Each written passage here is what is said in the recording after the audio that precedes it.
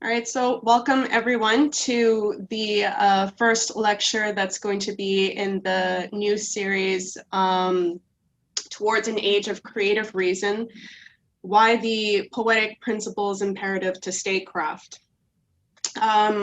We do have a more detailed write-up about how we're thinking about this symposium, which is available on risingtidefoundation.net. If you go under symposium, there's a link to an article that goes through this in more detail. But in a nutshell, what we want to do with this symposium and the upcoming one, which will focus on science as well as being imperative to statecraft, is that right now we're at a point where there's a real lack in solution orientation.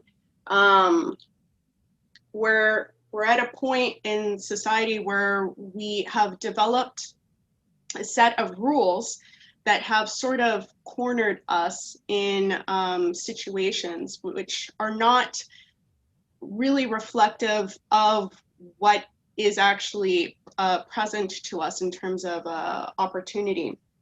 And one of the reasons for this is that we've become too focused in the search for a form of truth, which is something that we can come to know only through a more sense-dominated investigation in terms of, you know, a deductive, inductive, something you can dissect, have a certain kind of experimentation on. But the thing is that especially for the nature of statecraft, you can't dissect an understanding of justice, for instance.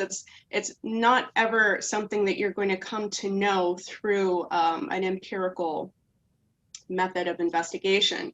So although these techniques are useful, I would say that it's actually quite dangerous to only rely on such techniques as this when we're talking about how we want to form society, or even, you know, an international platform of cooperation. And we need to get more into the mode of an investigation into truth. Is actually, it's really important not to just have answers or what we consider facts and a more abundance of accumulation of information, but rather it's counterintuitive. It's more important to fine-tune the art of asking questions. Because this is the only way when you're in a situation where it seems like you don't have any options to exit out of what looks like an entropic or a collapsing point. The way to exit out of that is to actually not try to find an answer within the so-called rules of the situation that you find yourself in, but it's to ask questions, the right kind of questions, so that you can exit out of what is actually a false, compartmentalized, closed system. And so art is extremely useful for the mind to investigate solving problems from that standpoint. And I don't think I'll go too far into it because I don't want to take up too much time.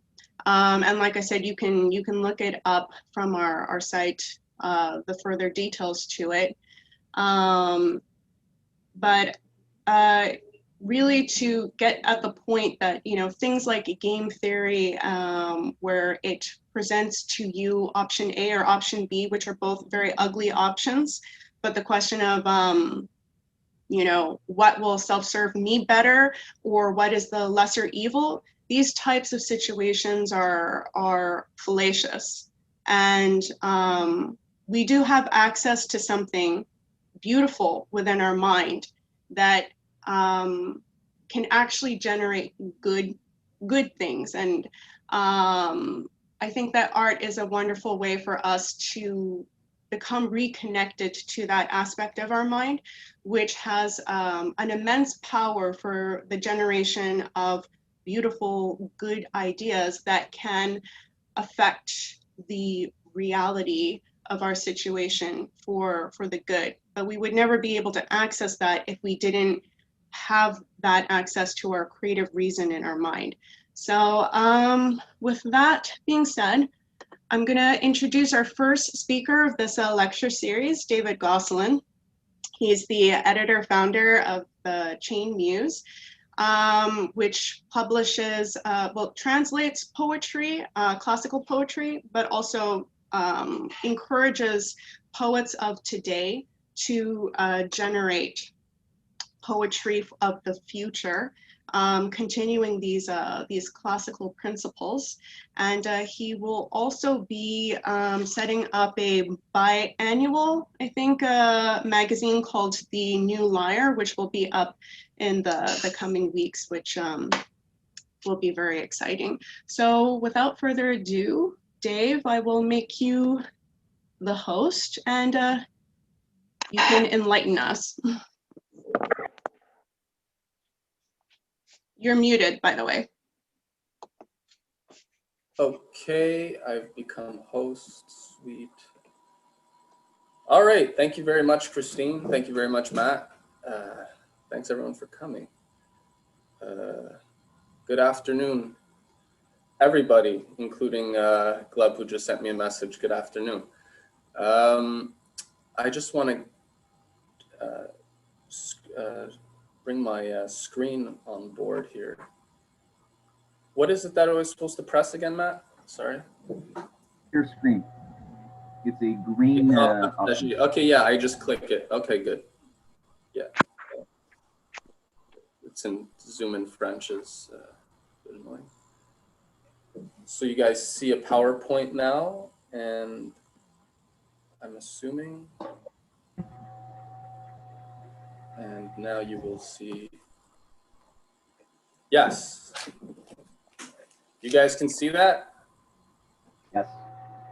Okay, now let me just fix this screen so I guess I'll do it like that. What's the best way to have the PowerPoint and screen together? Matt, you recommend? I just have a... Just do what you're doing. Okay. Well, thank you very much. Wow, boy, are we in some interesting times. So many fun things to talk about. Never a dull moment. I like what Christine said about this thing about asking questions, and that it's not a question of just getting more knowledge, but a question of actually asking the right questions. That opens up a completely different world for us. And I would even say that, especially where we are today, it's asking the right questions, and part of that is getting rid of a lot of stuff. It's not adding stuff, it's removing. And I read this great quote. It doesn't mean it's, everything about this thinker should be, I'm not advocating for everything that this person says, but I read this great quote: to attain knowledge, add things every day. To attain wisdom, remove things every day. Now, I really like that. That's by Lao Tzu, an Oriental thinker. And I think especially when we come to poetry, or when we come to any idea, we have to stop and realize that we have so many assumptions about the universe, every one of us.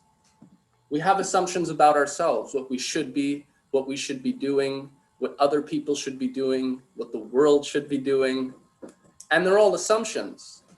So I want to start with the idea that when we begin any philosophical discussion, we should begin with the fact that we have assumptions, and assumptions are by their nature assumed, i.e. we don't think about them when we're thinking about we meet a new idea.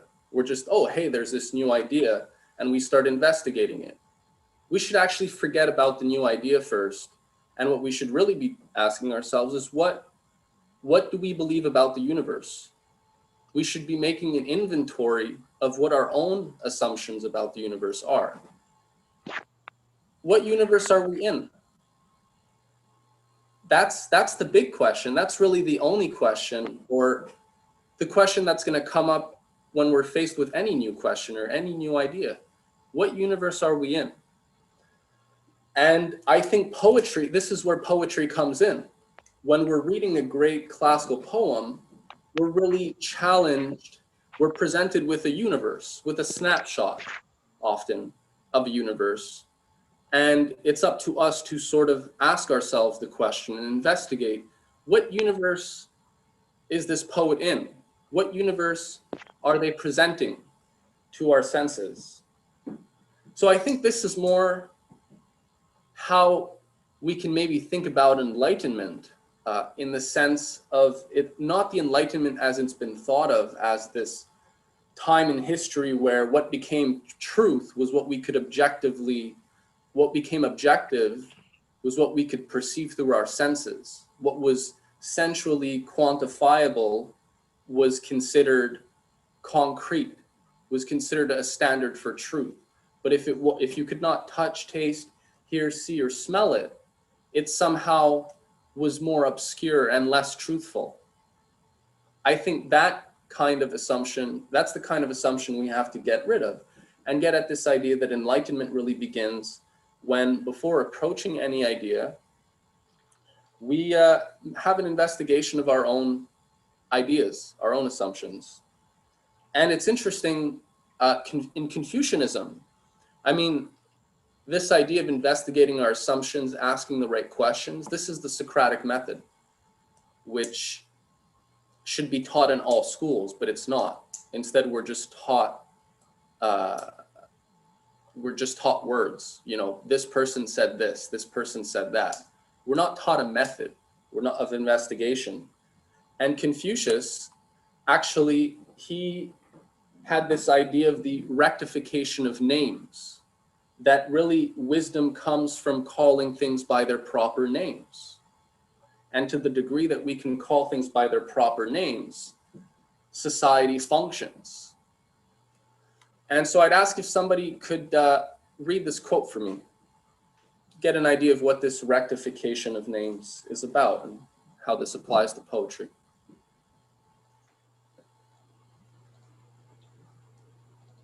I'm going to pick volunteers if people don't volunteer. Stephen here. I'll volunteer for this one if that's okay. Sure. A superior man, in regard to what he does not know, shows a cautious reserve. If names be not correct, language is not in accordance with the truth of things. If language be not in accordance with the truth of things, affairs cannot be carried on to success. When affairs cannot be carried on to success, proprieties and music do not flourish. When proprieties and music do not flourish, punishments will not be properly awarded. When punishments are not properly awarded, the people do not know how to move hand or foot. Therefore, a superior man considers it necessary that the names he uses may be spoken appropriately, and also that what he speaks may be carried out appropriately. What the superior man requires is just that in his words, there may be nothing incorrect. Great, perfect. And I just got a message from Christine to make sure I let people in. I don't think I'm seeing any people conversing. Yeah, Yeah, no, it's just a friendly note to check for it because you're the only one that can see it. as long as they'll pop up. So basically, I think this is very interesting, this idea of really figuring out what it is we're talking about, you know, finding the right name for things and what we have to do to get there. And I think poetry is very important in this respect. But the way Confucius is speaking here, language essentially becomes a system for organizing ideas, not definitions, but really what are the ideas behind these definitions. And that really, you know, words have definitions, but they're of no use if we can't think. Definitions in of themselves don't actually give us anything substantial. They're symbols basically for things. But unless we know what those things are, we're very limited in our use of definitions. Everybody can say truth and look for truth, but I mean, it's not going to go, it's not going to be that successful. So, and yeah, I think this is important because regardless of our faith, regardless of our beliefs, whether we're Christian, Muslim, Jewish, conservatives, liberals, anywhere on the gender spectrum, we're all faced with certain universal paradoxes that every human being is confronted with. Though each human being is mortal, the human species is immortal or can be immortal.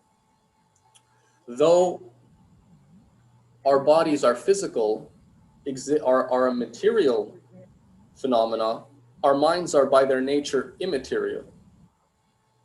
The universe is finite, but it's unbounded. It has infinite potential to change. And so these are really what I'd like to call incommensurables, the problem of incommensurables. At every station in life, you know, whether it's the question of how to pray, or how should you raise a family, or how should you run an economy, you're still faced with the same fundamental paradoxes, that we're all mortal, but the species can be immortal. The universe is finite, the present may be finite, but the future is unbounded. And so how do we deal with that? How do we deal with potential? How do we deal with all these unknowns? And I think this is the question that poetry really poses to us. And so with that said, let's just judo chop this question with a poem, which I will, yes. Can someone please read this for me? With interest. Can I read it? Yes, Assad. A young frog plunges into the ancient pond. The water splashes. Matsuo Basho. Wow, okay. What's going on here? So we're talking about definitions, right? Truth, all these different words. Okay. Does everybody know what a frog is? Does everybody know what water is? What about a pond? It's not too obscure. So what's going on in this poem then?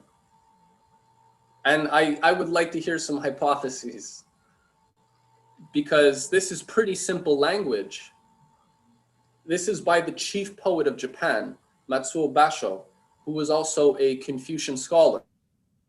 And we're going to give him the benefit of the doubt that he's not just some modernist, you know, picking images together and trying to create an effect. As a Confucian scholar, we're going to assume that he's he means something by what he says. He doesn't speak simply for the, to relish in, the use of words and language.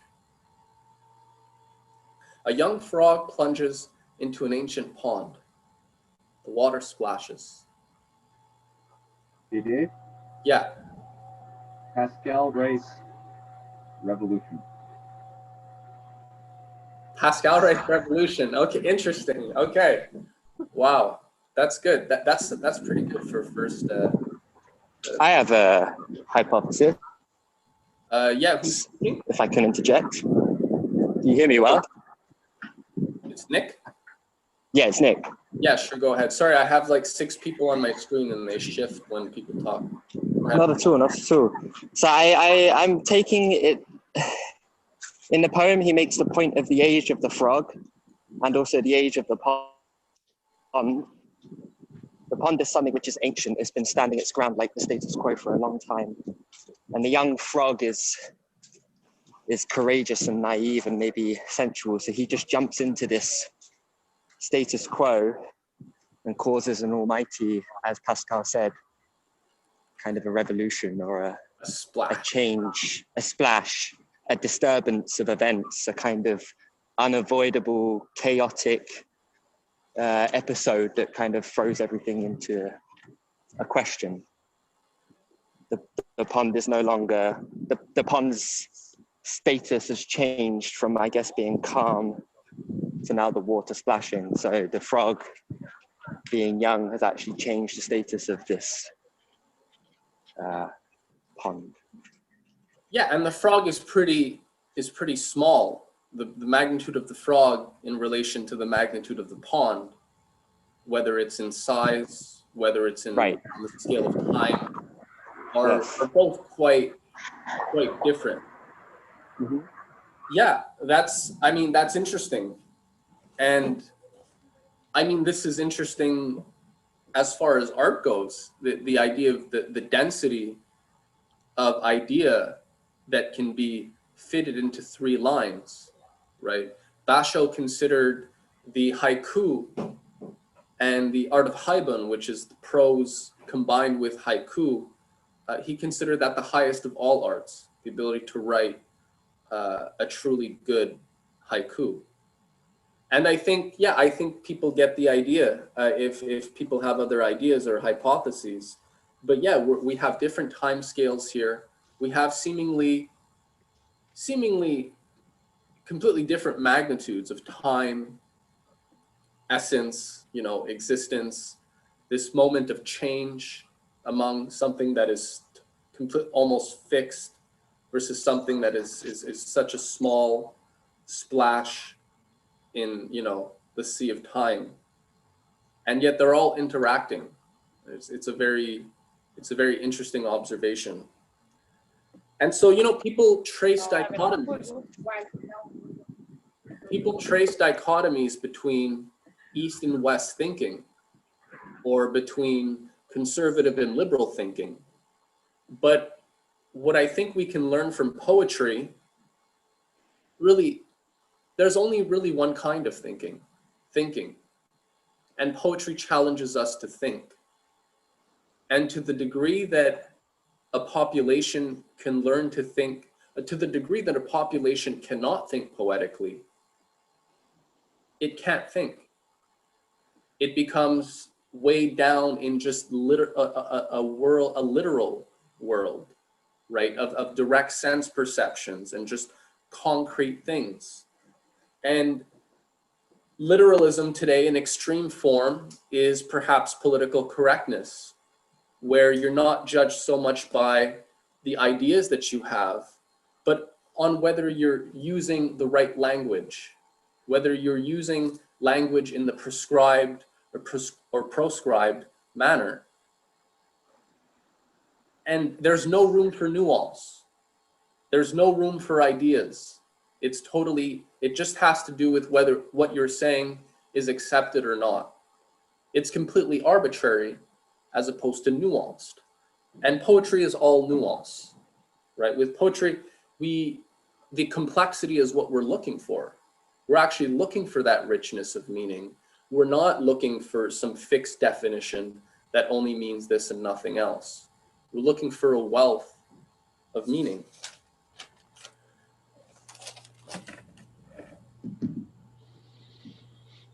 And so I think this is the idea of metaphor. This is the idea of poetry where people are not afraid to think and appreciate nuance in thought and ideas, right? That's actually what they're looking for. So with that, Keats also spoke on this question. And, Keats, perhaps everybody is familiar with the poet John Keats. He's one of the greatest poets, and he was so young, which I think is also relevant. He was 25 when he died, and he wrote most of his great works when he was 23, 24, right before dying. And he has this idea of negative capability, which is exactly this idea of not being afraid to live in the domain of nuance and to make an inventory of our assumptions and to see what happens when we let our minds play and just to play among the phenomena, to play with our imagination. So could somebody read this quote for me, please?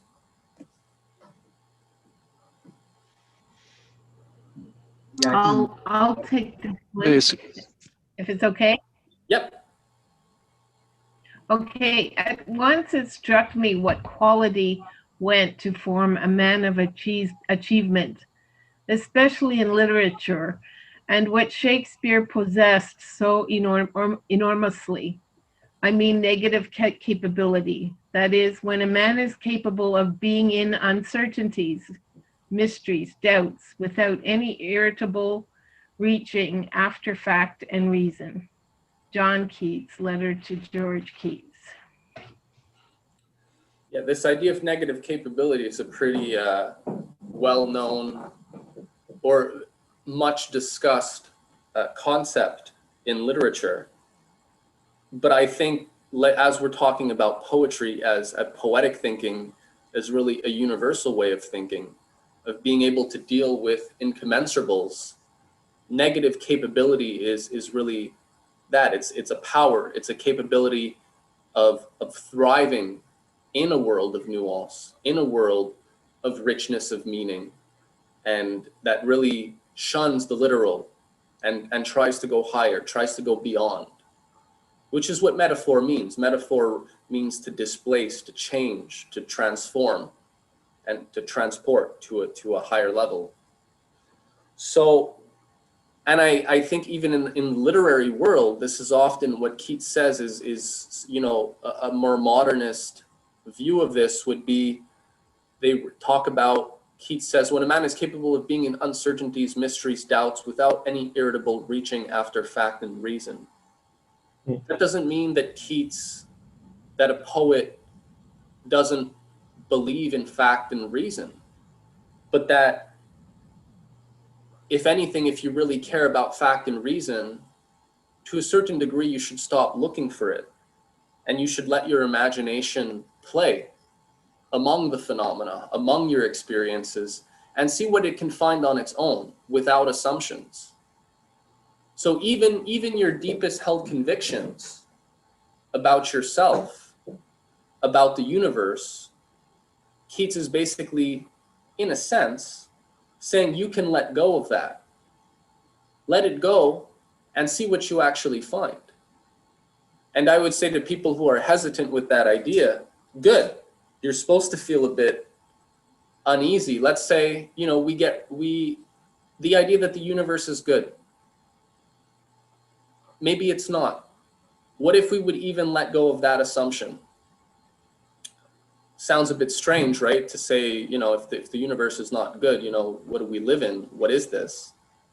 But if you truly believe the universe is good, then shouldn't you be able to discover it without having any previous assumptions about the universe? If it's truly good, you should be able to discover it. So it's really a state of mind. And it actually takes a lot of courage. Negative capability, there's a reason that Keats is discussing negative capability in respect to Shakespeare, because Shakespeare was so able to imbue his lines with nuance, with meaning, and to discover it. He was discovering it as he was writing. I think that's really what he was doing. As he wrote, as he played around with an idea, it's where he would find the wealth of meaning. He didn't start out knowing everything that he was going to do when he wrote a great drama. That's part of what made it so great. Everything became a discovery. This is what great artists do. They don't have these assumptions. They're free. And so going back to this quote at the beginning, you know, to the degree that we can remove assumptions and have as little assumptions as possible, and to the degree that we are in the habit of making an inventory of what we believe about the universe, we become freer and freer to experience truth and nature as it is, rather than what we think it should be, whether good or bad, whether we think it should be this or it should be that, and whether we think that's a good idea or a bad idea. Even our most noble concepts or convictions can themselves become obstacles if we just assume them. If we assume the good, maybe we're assuming some things are good that are not good. Maybe we're assuming some things are bad that are not bad. How would we know if we just maintain those assumptions and never make an inventory? So I think, yeah, we can just learn so much just by doing that.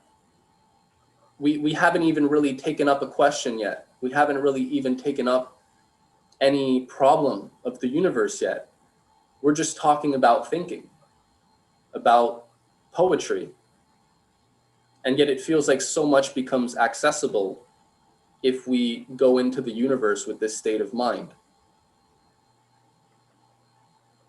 And so one of the principles, how do we approach this then? If we're really going to face the real universe, how do we, you know, and we have no assumptions, how do we deal with this? And while I think Keats partly touches on it when he talks about uncertainties, mysteries, doubts, without any reaching after fact and reason, let's take a scientific example. In Plato's Timaeus dialogue, Plato and the Socratic method, which is really playing with the same idea of negative capability. Plato had a great, and Socrates had a great negative capability. They weren't afraid to discover things. They weren't afraid to let ideas find them. And in this sense, I think this is where the idea of poetic thinking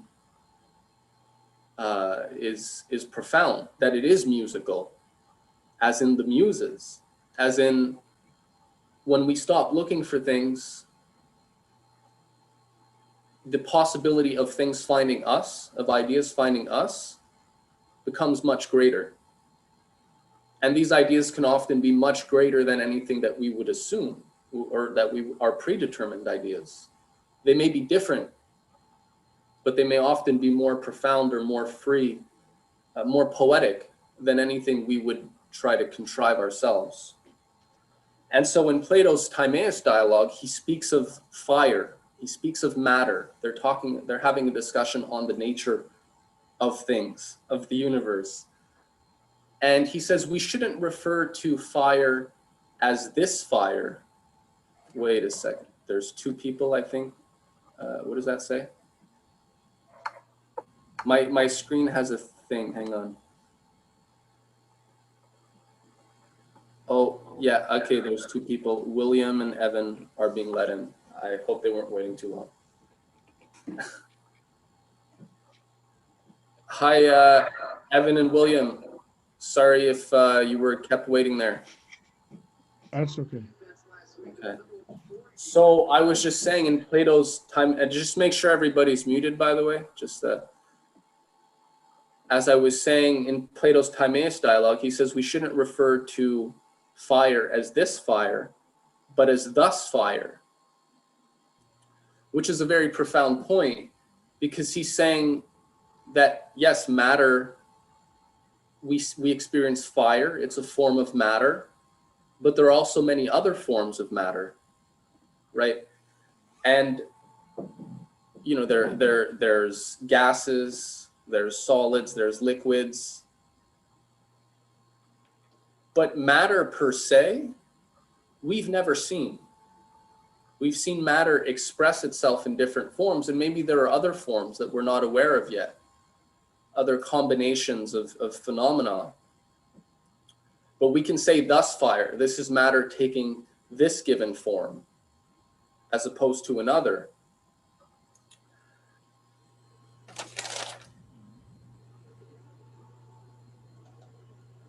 And so, yeah, the principle that I wanted to introduce is the idea that everything is really a combination of known and unknown. And fire today we know is a plasma, right? It's an ionized gas in which the particles have been stripped of their electrons. That's fire. That's a form of matter. It's a plasma. So fire is a known unknown. We don't know what matter is, but we see it express itself in fire. Fire is not, it's not an unknown unknown, it's a known unknown. And matter itself remains unknown to a certain degree. There's just different combinations of known unknowns that we have, that we can think of when we consider matter. And so, I mean, I think this is very poetic in the sense that the essence of truth becomes this, of poetry, becomes this relationship between the known and unknown. The more we find out about the universe, the more we discover, the more mysterious truth becomes, the more unknowns come into view. And so let's judo chop this whole thing with another poem.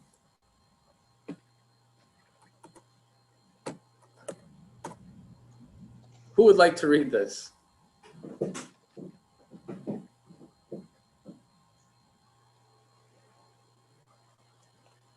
I'm going to call out names. Can I read it again? Yeah, sure. Swiftly the years beyond recall seldom the stillness of this solemn morning. Could you read that one more time? Swiftly the years beyond recall seldom the stillness of this solemn morning. This is a translation by Arthur Waley of a poem called "The Cornfield," and this is just 2 lines. I didn't even take the whole poem. I thought these 2 lines. When I read these 2 lines, I was like, "Whoa, that's a lot." So 2 lines is enough. Oriental verse is very dense. It's shocking. Swiftly the years beyond recall, seldom the stillness of the solemn morning. How can that be? How can a flurry of many years pass by us and leave us with, you know, barely a hint of memory, and one morning be so rich in experience, or be so fraught? He says stillness, right? There's something arresting about the moment, which the many years before, he seems to say, didn't have the ability to, didn't have the same quality. Are we dealing with the same quality of ideas here? Or what quality of ideas are we dealing with? I'm open to hypotheses or thoughts.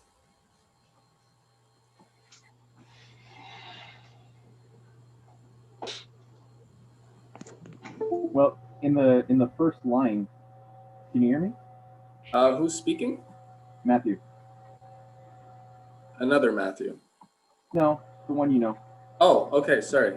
The one you know. I was thinking that there's a contrast of the first line of the swiftly the years of swiftly being motion, and the presence of the solemn morning in the second line Yeah. has a certain fixedness to it, or a non more permanent quality. So change and no change, contrasting. Right. And I mean, we have to wonder what kind of thoughts is he thinking on this solemn morning, as opposed to, yes. It's Kwan speaking. I would like to interject if possible. Yes, of course. I think here we have the dynamic opposition, the dance between time and timelessness. Swiftly the years beyond recall, that's time, and time in which the person was not totally present to reality. Right, presence is a good word. And this morning, for many reasons, maybe that person wanted to stress that he attained a sort of presence to reality. So seldom, it's not often. He has this inner stillness that would make him capable to be present to the solemn of timelessness this morning. Could be this evening too, but I would say that this solemn refers to timelessness. Yeah, I mean, that's interesting. Yeah, for sure. And I mean, you said there's this contrast between time and timelessness. And I mean, human beings are faced with this kind of paradox every day. Even the most mundane of our experiences are really fraught with a combination of the known and unknown. And yeah, this is what I was thinking of saying this before, like there's time and timelessness, right? Though each human individual is mortal, the species can be immortal. Our bodies are physical, are material, but our minds are immaterial. The universe may be finite, but it's unbounded.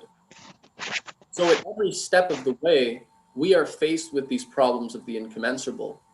And how beautifully is this poem placing this great paradox right before us in just two small lines. It's really stunning.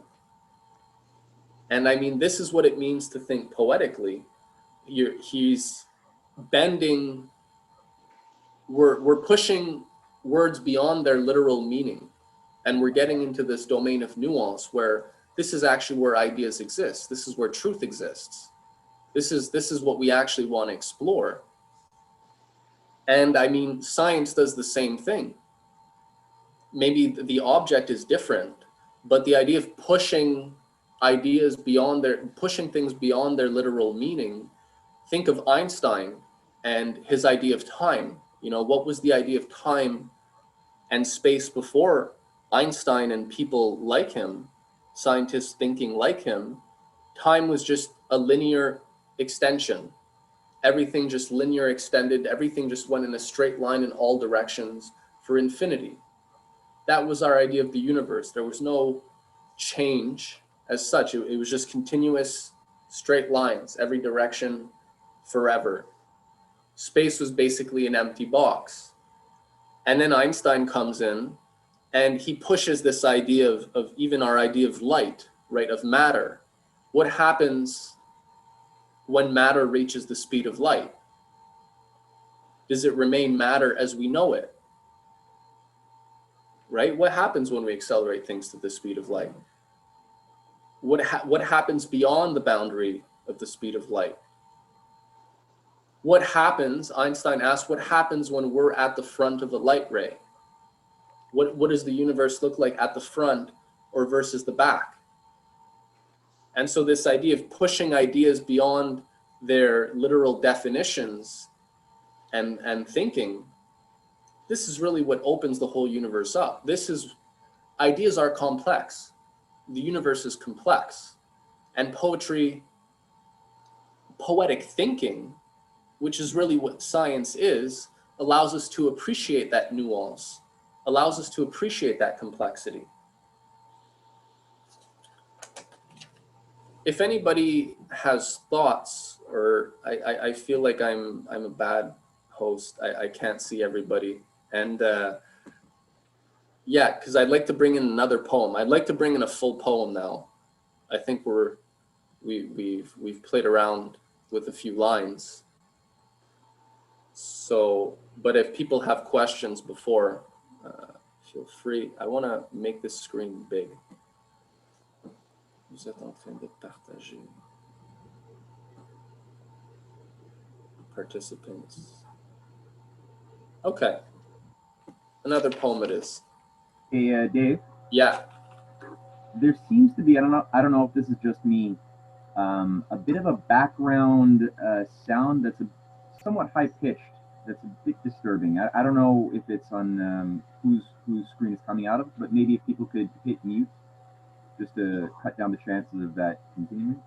Yeah, everybody hit mute. There's no, it's really quiet. There, I think it left. So, who would like to read this poem for me? Somebody who hasn't read before. I do. Sure. Sorry, I don't have my camera on. It's a screen. Who's speaking? But screen, way on top. 10,000 miles away. I don't know if you guys can hear me. Yeah, I can hear you. I just can't. I see Christine at the top of I only see 6 people, but all good. All right. So, come you lovely fisher girl, come and bring your boat to land. Join me on the golden shore. We'll cuddle hand in hand. Lay your head on my breast and let all your fears set sail. You've trusted the deep sea so often with you fate. My heart is like the sea, has storm and ebb and flow, and many lovely pearls lie in the depths below. Okay. So this is a full poem. And it's also very rich. It's very simple. And its simplicity is almost, it's a bit tricky. It seems too simple. I just want to see, I see some messages here. Okay. How can a heart be like the sea? What does a heart and the sea have to do with each other? A heart, what is a heart? A heart is a mass of flesh with blood and oozing or pumping, or the sea is a giant, almost endless body of water, sharks, salt, seaweed. How is a heart like the sea? In terms of definitions, this makes absolutely no sense.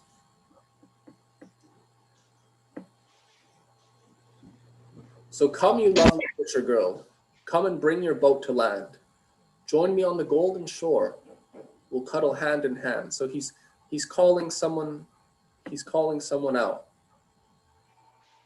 Lay your head on my breast and let all your fears set sail. You've trusted the deep sea so often with your fate. My heart is like the sea, has storm and ebb and flow. In the depths below. This seems simple, but this is a pretty complex and nuanced idea of love. And I mean, how many people, if she's trusted the sea with her fate, how many people would trust the roaring sea with their fate? First off, right? Are we all down to just go on a little boat into the sea if it looks anything like this image over here?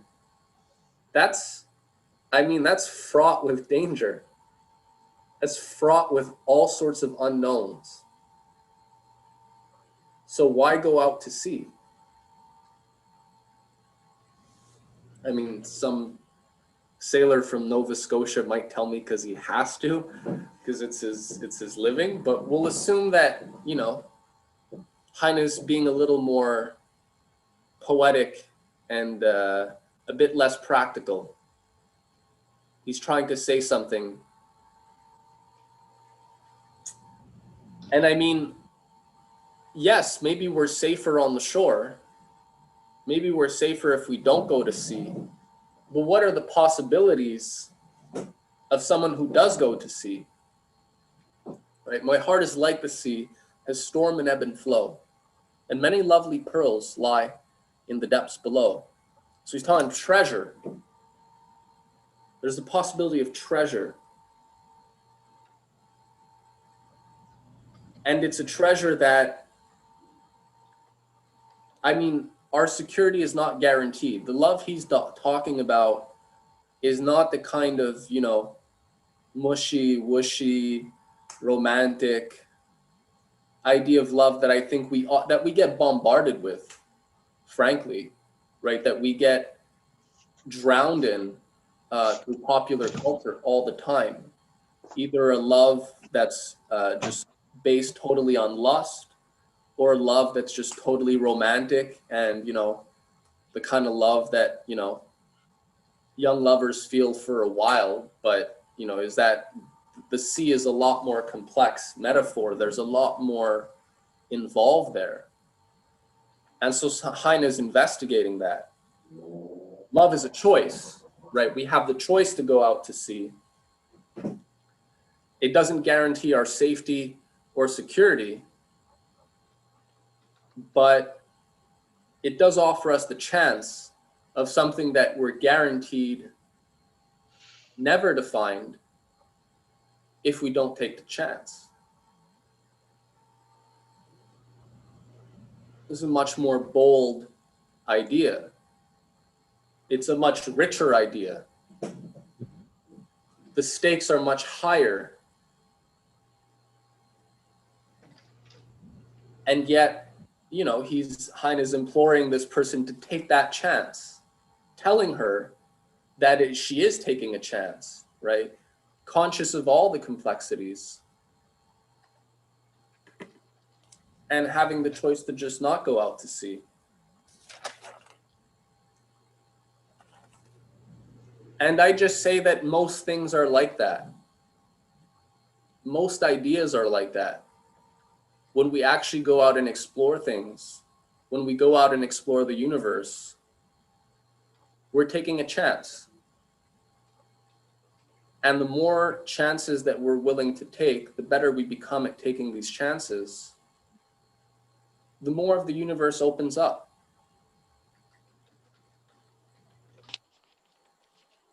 And that's where I would like to leave the presentation. So we can open it for thoughts or discussions.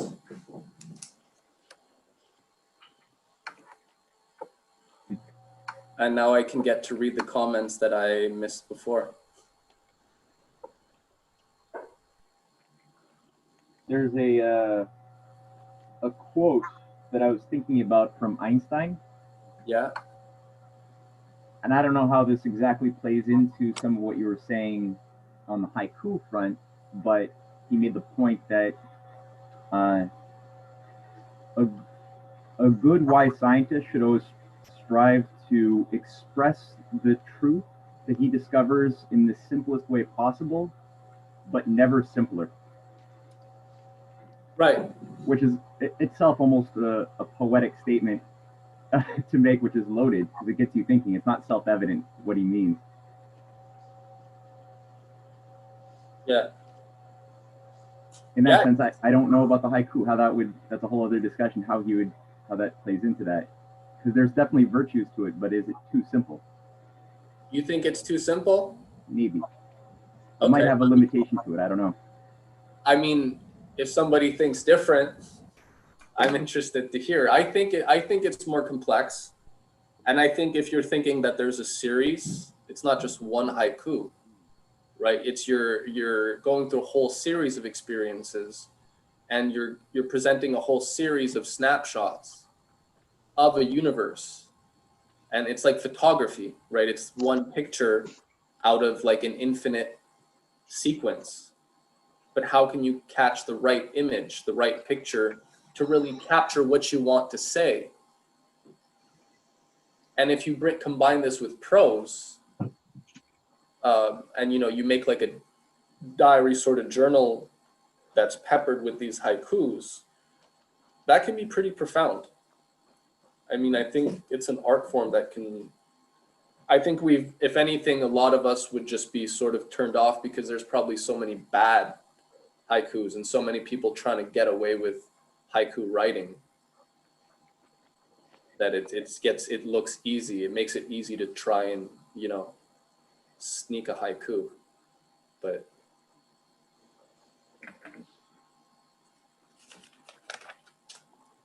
would you say that there's a comparison between haiku and epigram?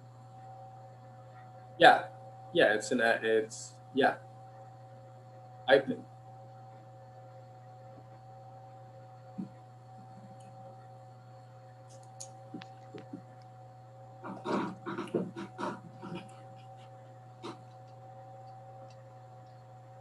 Yeah, I mean, Oriental verse is really, I recommend it to everybody.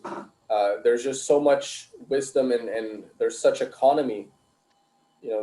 Get a book of Chinese translations of Chinese verses or translations of Japanese haikus of Basho or other masters.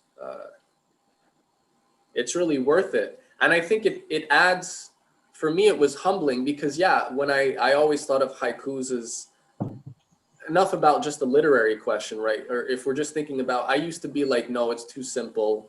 It's too da-da-da. But when I found this book, because I read a few that I really liked and they just seemed so beautiful, I want to know more. And so I went to the bookstore and I bought, it's called The Narrow Road to the Interior. And it's like a collection of Basho's haikus peppered with his prose. And I was just stunned. And I think, people think of verse, there's a dichotomy between Western and Eastern thought, right? And so I think there's a lot of people who have a disposition to favor Western art, Western, Christianity and da-da-da, and they're gonna be like, Oriental verse, Chinese art, like that's so far from our art, our approach to things. And so I think it's humbling to discover all this richness and this wealth, which you could only do if you get rid of this assumption that, this stuff, you shouldn't even bother with this stuff, right? We have the assumption that, it's just, it's too easy. Why, or it's not part of my system. I mean, it's a humbling experience. I feel like it's changed the way I write. It's very, it's very humbling.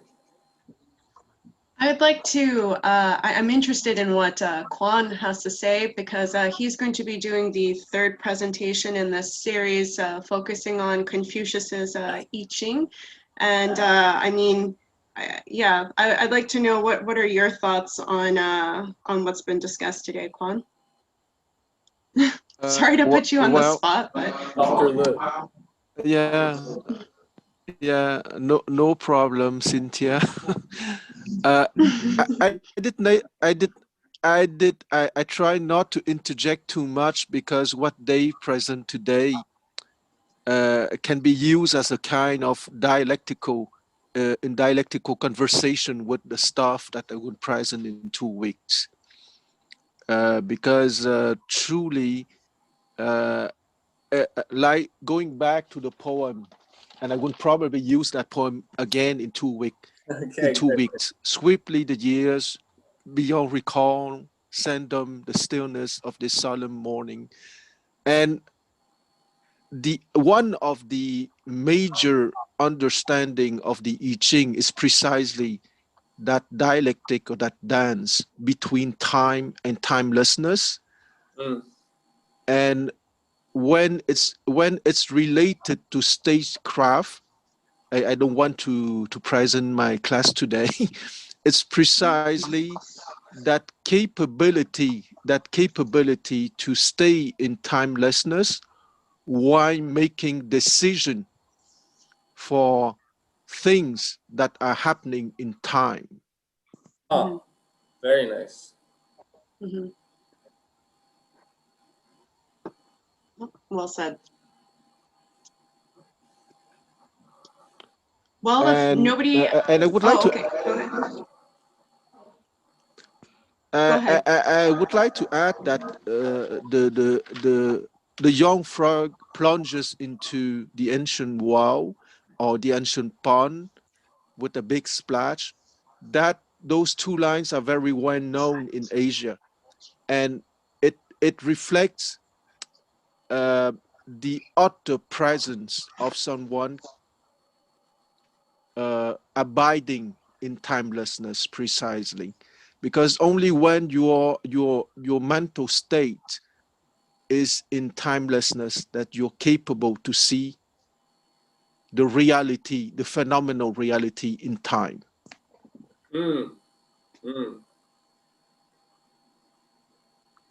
Yeah, these lines are rich, right? It's and I mean, this is the kind of serious thinking that we learn from poetry, right? Like all just a few lines, and we're giving it this much time, this much discussion, right? I think the idea is that the kind of serious thinking that we can apply to, that we will apply to a poem, that's the kind of serious thinking that someone can take with them for the rest of their life and apply it to their own biggest problems, right? To the biggest questions in their own lives, right? To solve the biggest problems in their own lives or in the world. It's that kind of serious thinking that we want to encourage, and that I think poetry uniquely invokes from people who are willing to let it find them.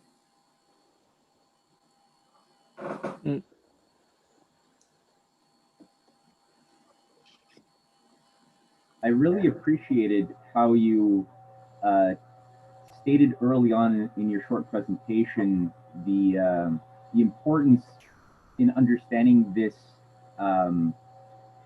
freedom to accept that we don't have the answers going into the unknown as being a very important way to deal with and understand the insanity of the political correctness of the cancel culture that we all sort of tyrannically live under, because it's easy to be frustrated with it, and it's easy to see its destructiveness in shutting down all discussion, right, in destroying careers of people who disagree with a consensus opinion pushed by experts. But it's not easy to fully understand where this comes from. What's at the heart of this insane way of thinking? But it's very, very important, yeah, that people, they're not exposed to a proper poetic development when they're in school, when they're in, just enjoying themselves in life.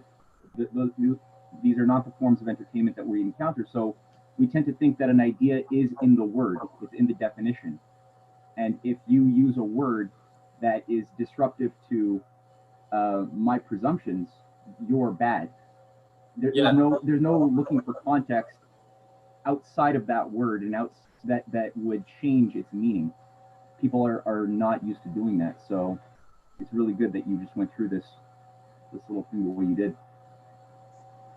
Yeah, I mean, somebody once put it this way when talking about a completely different subject. It was about training employees, but the manager was giving directions in a certain way, like do this, do that, do this, do that, pretty much literal minded, sort of definitions, and that's how you're supposed to train and learn.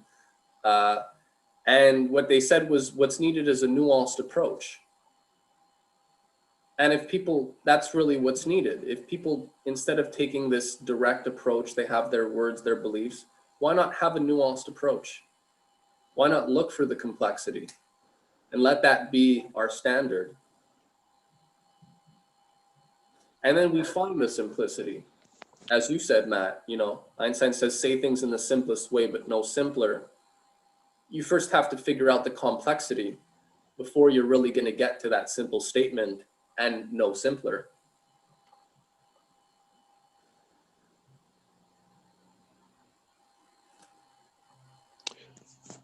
I think it's not only the words, but the attitude. If you guys have time, I invite you to watch an excellent debate between Peter Schiff and Richard Wolff. Okay, Peter Schiff is a great banker, and Richard Wolff is an economy professor defending Marxism. And both are clever, are educated, know how to speak, but from the beginning, the attitude was not to listen to the other, and they present perfect defense points for Marxism and capitalism, respectively, but they were not capable at all to listen to the other. Yeah. And anyway, it's quite entertaining and at the same time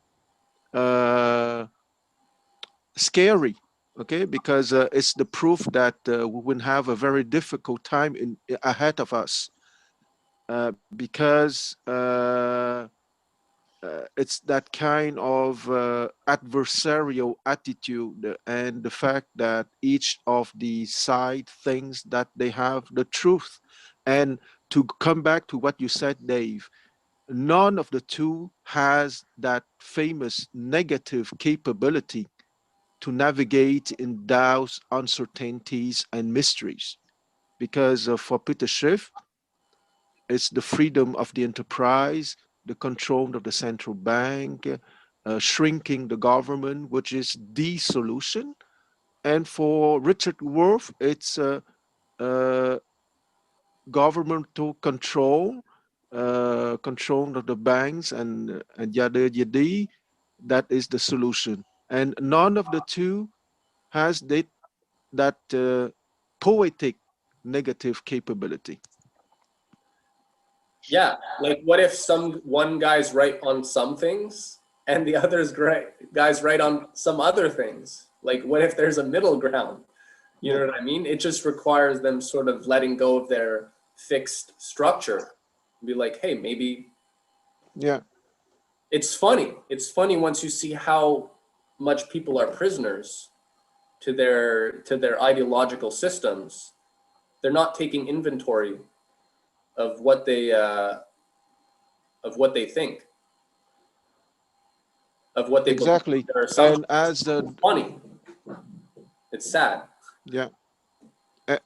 Yeah, and as Durnik just sent a message, you can find this famous debate on Crosstalk, Russia Today Crosstalk. Okay, cool. Thanks, Durnik.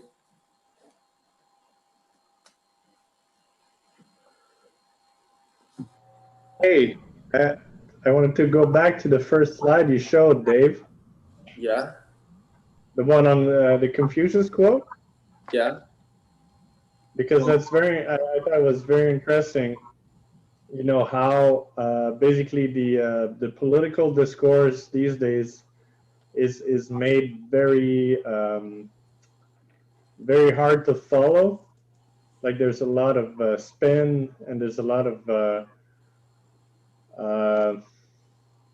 language or rhetorical sophistry artifice which is used, right? So it's very hard for the common man or women to understand what's going on actually, because the words are not clear and they're made not clear on purpose. Yeah. And also, yeah, and you know, like to make the link with the haikus, maybe it's also a question of language. but sometimes, yeah, I didn't like the haikus at all for a long time, because I was like, well, I don't know, I thought it was just nice, but not very precise or not very clear. Yeah. And like every interpretation was as good as any other. And maybe it's the language, because you don't understand the Chinese or the the Japanese. But it wasn't very interesting what you said today. I just wanted to mention. Yeah, I mean, this is all stuff that I didn't think like 2 weeks ago. So that's what makes it fun. I mean, as far as the haikus and all that go, I discovered it, I got super excited, and I was like, this. Huh. Yeah. Yeah. I think it's important, the idea that you introduced, that the haiku rarely occurs as a standalone, but always in the context of something else, whether a series of other haikus or within the context of prose or something. Yeah, that helps. I mean, I think it's been misused so much, and I was just thinking, like, how easy would it be for me to just say something like, a hummingbird bats its wings and a grasshopper farts in the summertime? Yeah. And it might seem like, hey, I'm just giving you something to think about, but I didn't have anything in my head when I said that, right? Yeah. So it's easy to fake, but if you approach it from the standpoint of honesty and wisdom, and you look for that, it could be powerful too. So it's Interesting. Yeah.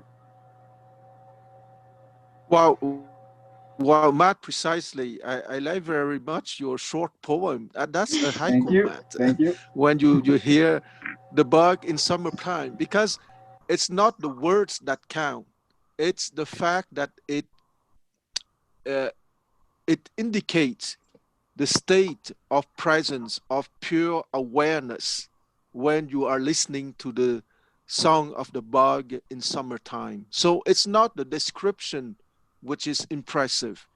It's the fact that it indicates to that pure moment of pure awareness when the poet was totally present to reality. That's the beauty of the haiku, not the sequence of words or the simple description. Yeah, that's pretty interesting. Yeah, I was thinking, even if it's because some haikus are more metaphorical and some are more, they're just taking an impression or a scene, and in the sense there's just the sort of inherent, but the idea is that for you to even take that scene in, you have to, by you describing a given scene, it's indicating a certain awareness, a certain state of mind that you had to be in order to appreciate that scene to begin with. Exactly, and that's what is remarkable. That's well, between people understanding that kind of things, what is remarkable or deserving admiration is that inner state of awareness, and not the description of the bugs in summertime. Yeah, it was British prose. I mean, and then you think though, this haiku that we did read is very profound, based on everything we've just said. Like, it's a pretty profound haiku. It's a very profound observation. It's, it lies at the center, the paradox of existence. I think the thing that in my mind is that pops in my mind in thinking about this whole discussion, and definitely I'm appreciating haikus a lot more now in terms of what goes into them, but I guess the danger that arises is that they're more open to counterfeits than, let's say, like, it's hard to counterfeit a Shakespeare sonnet or a Beethoven piece or something. Yeah, I agree. But it's easier to fake or have counterfeit haikus that counterfeit wisdom, masquerading, but without the substance. Though that's not to discount the substance that is found in that medium either. You don't want to throw it all out. It's a balance, I think. Yeah, no, Matt, I don't want to have this discussion about either this isn't an infomercial for haikus, but it's more this question of nuance, right? That, wow, look at the amount of nuance that somebody can communicate like that. Yeah. And if it's only in that few lines, then what kind of nuance can we communicate when we start to look at more long forms of communication, right? Different forms, dialogues, and right, it sets a standard in terms of having a nuanced approach to thinking about anything. Yeah, but once again, I want to interject because Matt, I think that you lifted a major point here. You're perfectly right. It's much easier to fake a haiku than to fake a Shakespeare sonnet. However, you have to understand that in Asia, we appreciate a piece of art always with in mind the biography of the artist, meaning that in one of the major difference between the West and the East is that in the West, the piece of art is everything or almost everything, notwithstanding the biography of the poet, of the artist. In the East, even a beautiful pieces of art is worthless if the biography of the artist or of the poet is unworthy of the ethical standards or of what is expected of a gentleman. Interesting. I mean, so the two lines from Basho, yes, so the two lines by Basho has to be appreciated in perspective of all his life and not only because of those two lines. That's interesting.